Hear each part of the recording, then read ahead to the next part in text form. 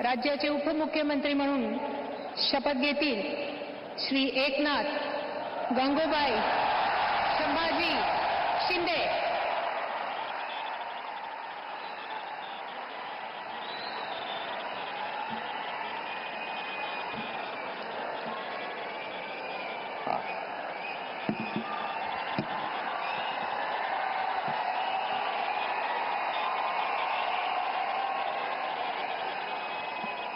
हिंदू हृदय सम्राट बाळासाहेब ठाकरे यांना वंदन।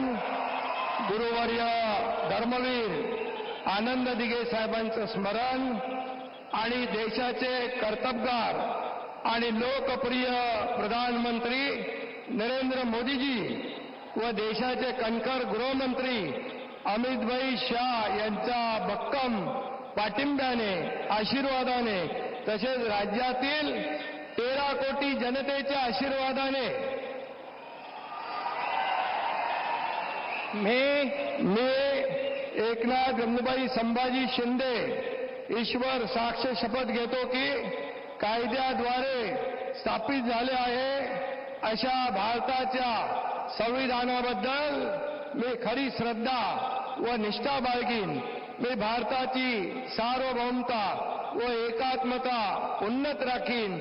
मी महाराष्ट्र राज्याचा उपमुख्यमंत्री म्हणून माझी कामे निष्ठापूर्वक व सत्सद विवेक बुद्धीने पार पाडीन आणि संविधान व कायदा यानुसार सर्व तऱ्हेच्या लोकांना मी निर्भयपणे व निष्पक्षपातीपणे तसेच कोणाच्याही विषयी ममत्वभाव किंवा आकस न बाळगता न्याय्य वागणूक देईन।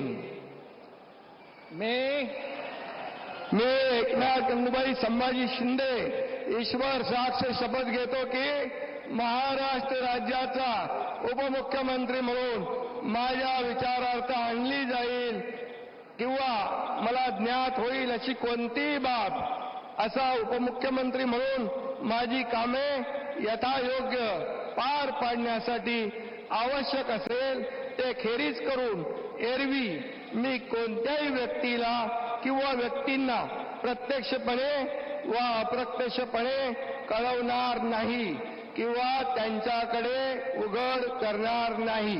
धन्यवाद।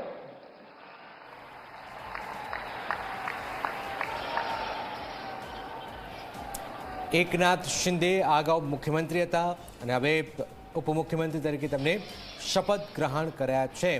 તો મહારાષ્ટ્રના 2 ઉપમુખ્યમંત્રી બન્યા છે, એમાંથી એકનાથ શિંદે મહારાષ્ટ્રના ઉપમુખ્યમંત્રી બન્યા છે।